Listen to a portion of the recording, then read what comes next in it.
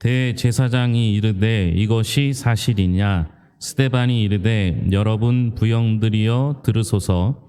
우리 조상 아브라함이 하란에 있기 전 메소보다미아에 있을 때에 영광의 하나님이 그에게 보여 이르시되 내 고향과 친척을 떠나 내가 내게 보일 땅으로 가라 하시니 아브라함이 갈대아 사람의 땅을 떠나 하란에 거하다가 그의 아버지가 죽음에 하나님이 그를 거기서 너희 지금 사는 이 땅으로 옮기셨느니라.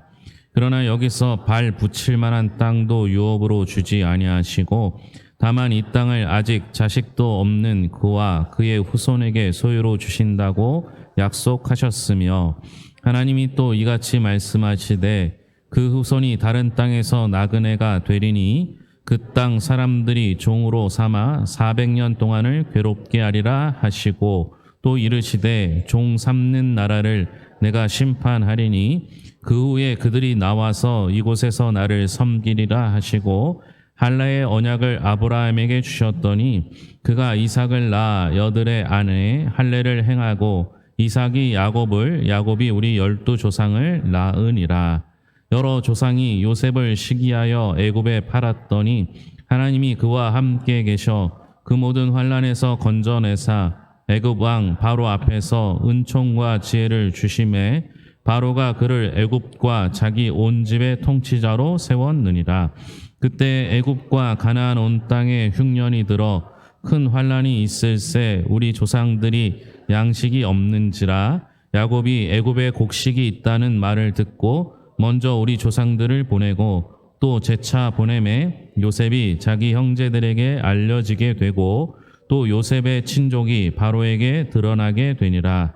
요셉이 사람을 보내어 그의 아버지 야곱과 온 친족 75사람을 정하였더니 야곱이 애굽으로 내려와 자기와 우리 조상들이 거기서 죽고 세겜으로 옮겨져 아브라함이 세겜 하몰의 자손에게서 은으로 값주고 산 무덤에 장사되니라.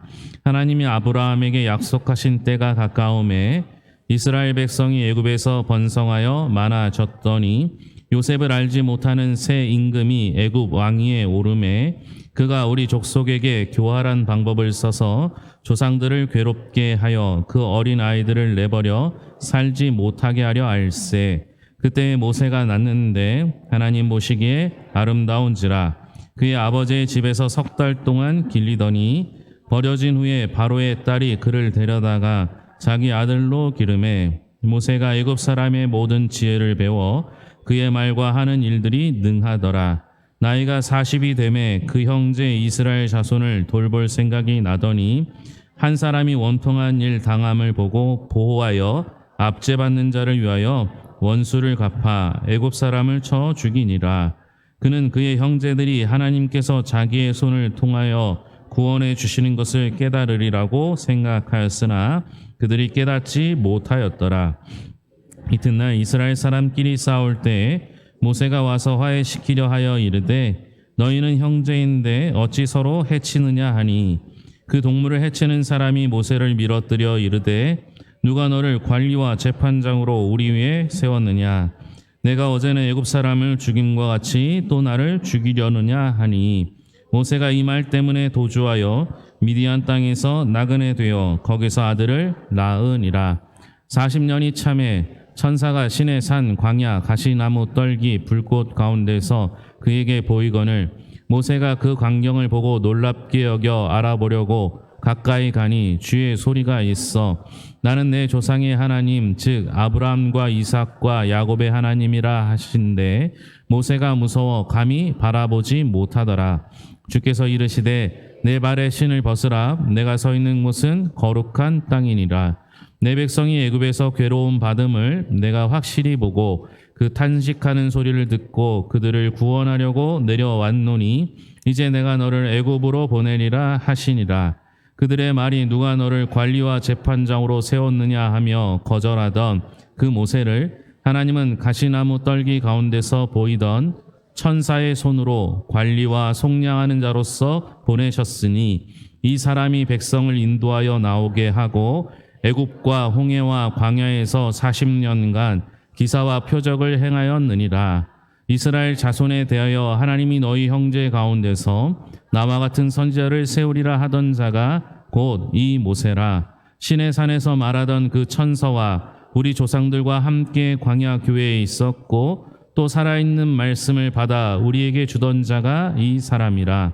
우리 조상들이 모세에게 복종하지 아니하고자 하여 거절하며 그 마음이 도리어 애굽으로 향하여 아론더러 이르되 우리를 인도할 신들을 우리를 위하여 만들라. 애굽 땅에서 우리를 인도하던 이 모세는 어떻게 되었는지 알지 못하노라 하고 그때 그들이 송아지를 만들어 그 우상 앞에 제사하며 자기 손으로 만든 것을 기뻐하더니 하나님이 외면하사 그들을 그 하늘의 군대 섬기는 일에 버려 두셨으니 이는 선지자의 책에 기록된 바 이스라엘의 집이여 너희가 광야에서 40년간 희생과 제물을 내게 드린 일이 있었느냐. 몰록의 장막과 신 레판의 별을 받들었으며 이것은 너희가 절하고자 하여 만든 형상이로다. 내가 너희를 바벨론 밖으로 옮기리라 함과 같으니라. 광야에서 우리 조상들에게 증거의 장막이 있었으니 이것은 모세에게 말씀하신 이가 명하사 그가 본 그 양식대로 만들게 하신 것이라. 우리 조상들이 그것을 받아 하나님이 그들 앞에서 쫓아내신 이방인의 땅을 점령할 때 여호수아와 함께 가지고 들어가서 다윗 때까지 이르니라. 다윗이 하나님 앞에서 은혜를 받아 야곱의 집을 위하여 하나님의 처소를 준비하게 하여 달라고 하더니 솔로몬이 그를 위하여 집을 지었느니라. 그러나 지극히 높으신 이는 손으로 지은 곳이 계시지 아니하시나니 선지자가 말한 바 주께서 이르시되 하늘은 나의 보좌요 땅은 나의 발등상이니 너희가 나를 위하여 무슨 집을 짓겠으며 나의 언식할 처소가 어디냐. 이 모든 것이 다 내 손으로 지은 것이 아니냐 함과 같으니라. 목이 곧고 마음과 귀에 할례를 받지 못한 사람들아 너희도 조상과 같이 항상 성령을 거스르는도다. 너희 조상들이 선지자들 중에 누구를 박해하지 아니하였느냐. 의인이 오시리라 예고한 자들을 그들이 죽였고 이제 너희는 그 의인을 잡아준 자요 살인한 자가 되나니 너희는 천사가 전한 율법을 받고도 지키지 아니하였도다 하니라. 그들이 이 말을 듣고 마음에 찔려 그를 향하여 이를 갈거늘 스데반이 성령 충만하여 하늘을 우러러 주목하여 하나님의 영광과 및 예수께서 하나님 우편에 서신 것을 보고 말하되 보라 하늘이 열리고 인자가 하나님의 우편에 서신 것을 보노라 한데 그들이 큰 소리를 지르며 귀를 막고 일제히 그에게 달려들어 성 밖으로 내치고 돌로 칠세 증인들이 옷을 벗어 사울이라 하는 청년의 발 앞에 두니라. 그들이 돌로 스데반을 치니 스데반이 부르짖어 이르되 주 예수여 내 영혼을 받으시옵소서 하고 무릎을 꿇고 크게 불러 이르되 주여 이 죄를 그들에게 돌리지 마옵소서. 이 말을 하고 자니라. 사울은 그가 죽임 당함을 마땅히 여기더라. 그날에 예루살렘에 있는 교회에 큰 박해가 있어 사도 외에는 다 유대와 사마리아 모든 땅으로 흩어지니라. 경건한 사람들이 스데반을 장사하고 위하여 크게 울더라. 사울이 교회를 진멸할세 각 집에 들어가 남녀를 끌어다가 옥에 넘기니라. 아멘. 찬양대에 찬양 있겠습니다.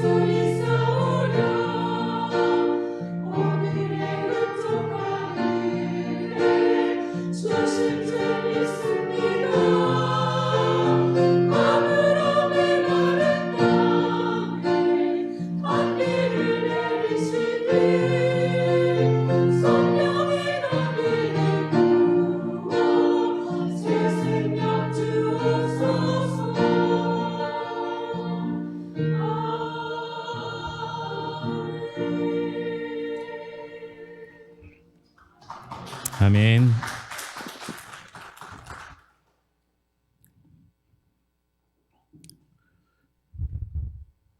오늘 성경 말씀의 본문이 역대급으로 깁니다.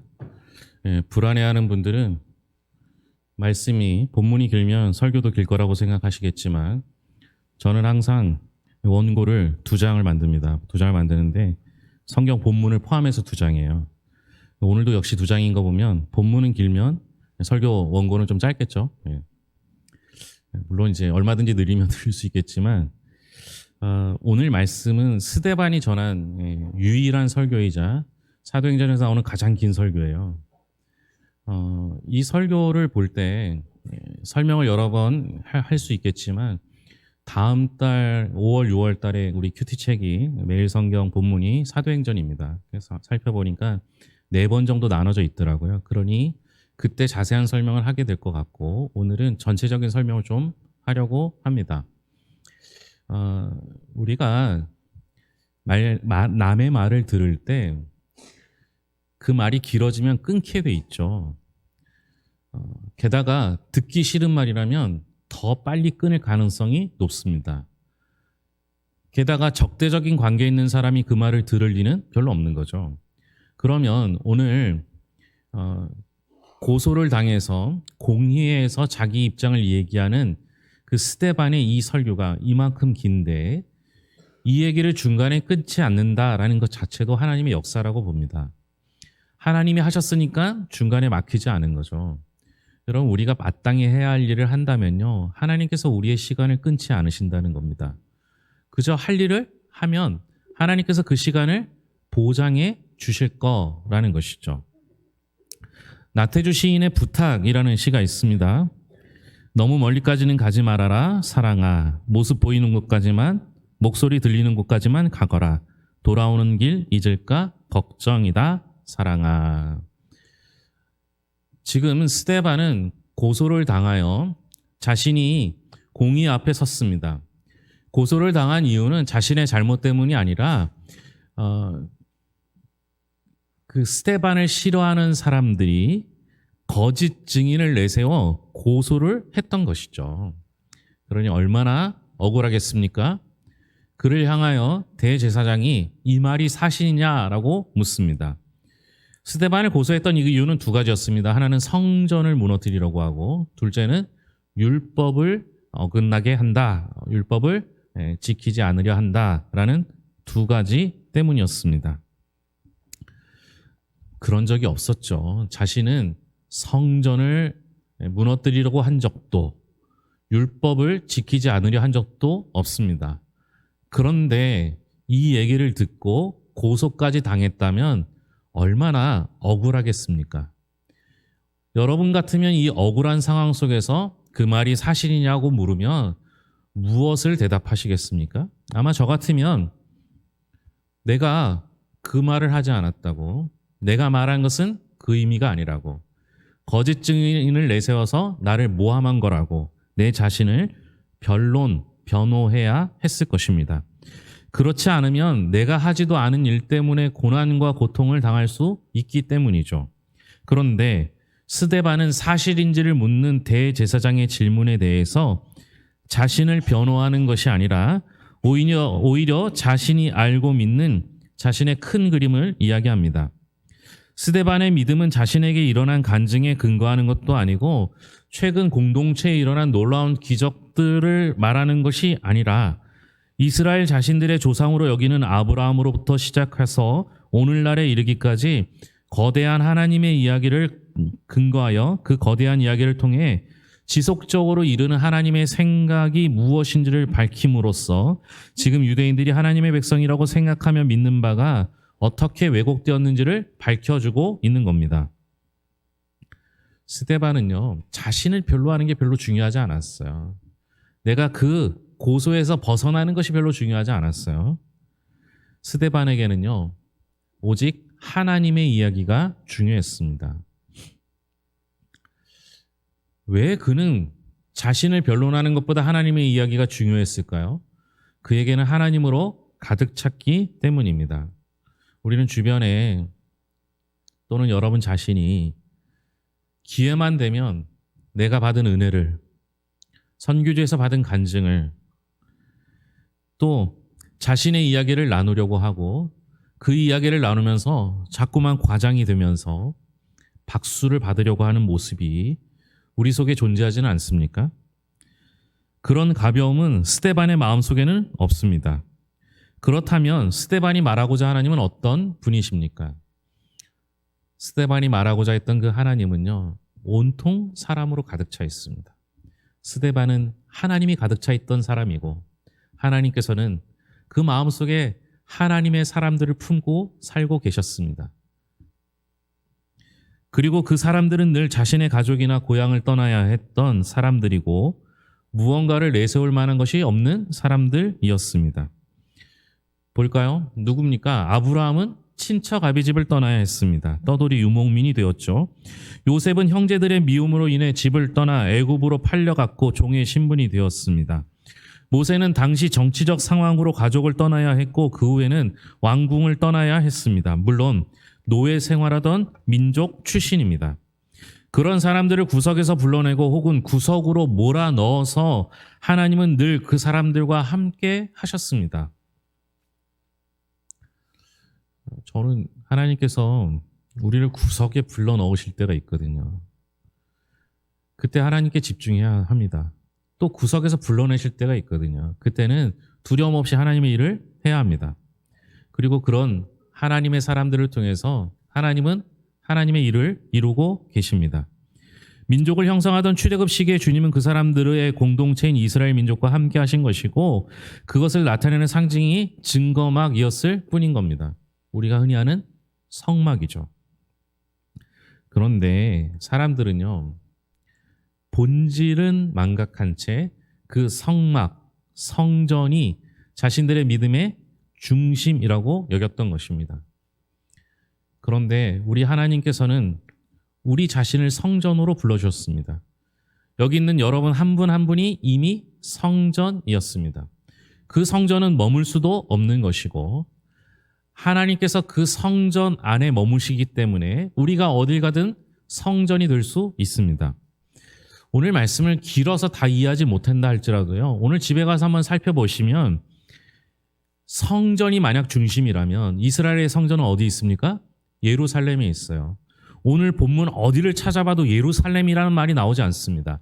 하란, 메소보다미아, 애굽, 광야 등을 이야기합니다. 심지어 광야에서는 그 성막을 메고 옮기기까지 했습니다. 고정되어 있는 것이 아니라는 것이죠. 그런데 여러분들은 오늘 이 자리에 성전에 앉아 있다고 해서 이곳만 성전이라고 생각하고 계시지는 않습니까? 우리 하나님은 성전에 가둘 수 없이 크신 분입니다. 우리 하나님은 어디든지 나와 함께 하신다 하였고 나를 성전으로 여겨 주셨습니다. 그런데 우리는 그런 하나님을 믿지 아니하고 내가 하나님을 가두어둘 수 있다고, 제한할 수 있다고, 아니 하나님은 이곳에만 계시라고 말하면서 하나님의 이름을 붙여두고 내가 만든 신을 섬기고 있지는 않은지 살펴보아야 할 것입니다. 스데반은 뭐라고 합니까? 지극히 높으신 이는 손으로 지은 곳에 계시지 아니하시냐니 라고 말하며 성전 중심, 율법 중심인 그 유대인들을 향해 올바른 하나님을 바라보도록 촉구합니다. 처음에 밝혔듯이 우리는 오늘 본문을 읽으면서 느낀 거라고는 길다 밖에 없을 텐데 유대인들은 이 이야기를 들으면서 화가 났습니다. 자신들은 이 이야기가 무엇인지 알고 있었기 때문입니다. 그래서 그를 죽이려 그 길을 선택합니다. 너무 멀리 와버린 것이죠. 오늘 우리는 주님이 관심 가진 우리 자신 대신에 다른 무엇으로 주님에 대한 믿음을 표현하고 계십니까? 스데반은 그렇게 죽게 됩니다. 지난주에 함께 나눴듯이 스데반을 7집사를 뽑은 이유는 무엇이었습니까? 헬라파 과부들이 구제에서 자꾸만 빠졌기 때문입니다. 그런 구제하는 일에 빠졌던 그를 일꾼을 뽑는 기준은 무엇이었습니까? 성령과 지혜가 충만하고 사람들에게 칭찬을 많이 받는 사람들이었습니다. 안 어울린다고 했죠. 구제하는 사람을 뽑으려면 일 잘하는 사람, 힘센 사람을 뽑아야 하는데 성령이 충만한 사람, 지혜가 충만한 사람을 뽑았다는 겁니다. 그리고 그가 자신의 죽음 앞에서 유언과 같은 설교를 하게 된 것입니다. 놀라운 사실은 이 일 이후로 초대교회 박해가 시작됩니다. 그들을 박해하고 나서 그들이 박해로 인해서 흩어지게 되는 걸 디아스포라라고 하는데요. 헬라파 과부의 구제를 위해서 뽑아놨던 7집사는 전부 헬라파 유대인들이었습니다. 헬라어를 모국어처럼 하는 사람들이었죠. 디아스포라가 시작되고 박해가 시작되고 디아스포라가 시작되면서 그들이 퍼져나갔던 곳은 헬라의 지역이었습니다. 다시 말하면 이미 언어가 훈련된 사람들이었죠. 하나님께서는 성전에만, 예루살렘에만, 이스라엘에만 머물게 하셨던 그 하나님이 아니라 그들의 구석으로 몰아넣으시면서까지 헬라파 유대인들을 사용하여 많은 지역에 복음을 전하게 하셨습니다. 그리고 마치 스데반의 죽음에 오버랩되어 사울이 나타나기 시작됩니다. 이때부터 사울이 등장하죠. 이러한 위기 속에서 성경은 어둠 속에 드러나는 실루엣처럼 사울을 소개하고 있습니다. 스데반의 죽음을 마땅히 여기고 교회를 잔멸하며 성도들을 옥에 넘기는 잔혹한 모습으로 등장하게 됩니다. 이 상황만 놓고 보면 하나님의 교회는 곧 무너지고 하나님을 박해하는 사람들은 곧 흥왕할 것이라고 판단할 수밖에 없습니다. 그런데 당신은 이해할 수도 상상할 수도 없는 하나님의 놀라운 일들을 교회는 목도하게 될 것입니다. 흩어져 문화와 인종의 경계를 넘어가며 어둠 속에 등장한 그 인물이 장차 복음을 구약의 문화권을 넘어 헬라와 라틴의 세계로 증거할 인물이 되고 모든 민족을 향한 복음으로 발전할 기초를 놓을 사람이 됐다라는 것을 보게 될 것입니다. 흐름이 우리의 상식대로, 우리의 상상한 대로 가지 않아요. 구제만 잘하면 될 줄 알았더니 그를 통하여 하나님의 말씀을 전하게 하십니다. 구약 전체를 흐르는 내용을 이해하면서 말씀을 전한 스데반의 그 뛰어난 그 설교를 딱 한 번 듣게 돼요. 그리고 그는 죽음으로 사라지게 됩니다. 이제 끝날 줄 알았는데 하나님께서는 사울을 준비하셨고 헬라어를 능통하게 하는 사람들을 통하여 복음을 확장시켜 주셨습니다. 그 어느 것도 내 생각, 내가 가진 한계를 넘어서는 일들이었던 것이죠. 그렇다면 여러분, 우리는 왜 하나님을 이 안에 가두려고 하십니까? 솔로몬이 어떻게 이 공간이 하나님을 이곳에 있게 할 수 있느냐라고 고백하지 않습니까? 우리 하나님은 우리 교회를 넘어설 것입니다. 여러분의 능력을 넘어설 것이고 여러분들이 제안하고 있는 그 어떤 것도 여러분들이 상상했던 것 이상으로 하나님의 일들은 이루실 것입니다. 그런 하나님을 기대하는 거예요. 그리고 내 자신이 성전으로 매일매일을 살아가야 한다라는 겁니다. 주일날 오셔서 이곳에서 몇 분 예배하십니까? 40분, 50분 예배한 것으로 여러분 성전에서 할 일을 다 했다고 생각하지 마십시오. 오늘 여기서 40분 예배 드린 것은 여러분들을 새롭게 충전하는 정도고 매일매일 성전으로 살아가셔야 합니다. 성전은 바로 여러분이기 때문입니다. 반대로 율법은 무엇입니까? 율법은 하나님의 말씀입니다. 세상은 우리를 통해서 하나님의 말씀을 봅니다. 결국 여러분은 성전이 되고 하나님의 말씀이 되어 성전 중심, 말씀 중심, 율법 중심을 여러분들의 삶 속에서 여러분들이 이루어 가셔야 합니다. 놀라운 건 하나님은 내 능력을 넘어서는 분입니다. 그래서 내가 가진 것보다 훨씬 뛰어난 일들을 이루어 가십니다. 왜 그 하나님을 제한하십니까? 왜 그 하나님을 자꾸 막고 계십니까? 우리 하나님께서는 내가 가진 능력 이상으로 일하시기 때문에 우리가 상상하지 못하는, 그래서 괴산에서 세상을 품을 수 있는 일, 괴산에서 열방을 바꿀 수 있는 일들을 우리 하나님은 하실 수 있는 분이라는 것이죠. 이제 우리의 눈을 열어 하나님의 관점으로, 복음의 관점으로 세상을 보시고 두려워하지 마시고 담대히 하나님의 일들을 감당할 수 있기 바랍니다. 기도하겠습니다. 하나님, 오늘 우리는 하나님께서 시작하시고 마침내 하나님께서 이루실 거대한 이야기 속에 존재하고 있음을 깨닫게 해 주시니 감사합니다. 하나님께서 보잘것없는 우리를 불러내시고 보내시고 존귀하게 여기시는 그 은혜를 깊이 깨달으며 우리 삶에도 하나님과 하나님의 이야기가 가득한 삶이 되도록 인도하여 주시옵소서. 우리는 우리의 몫을 다하게 하여 주시고 하나님께서 새롭게 시작하시는 일을 우리의 시각으로 판단하며 제한하지 않도록 우리의 눈을 열어 주시옵소서. 예수님의 이름으로 기도합니다. 아멘.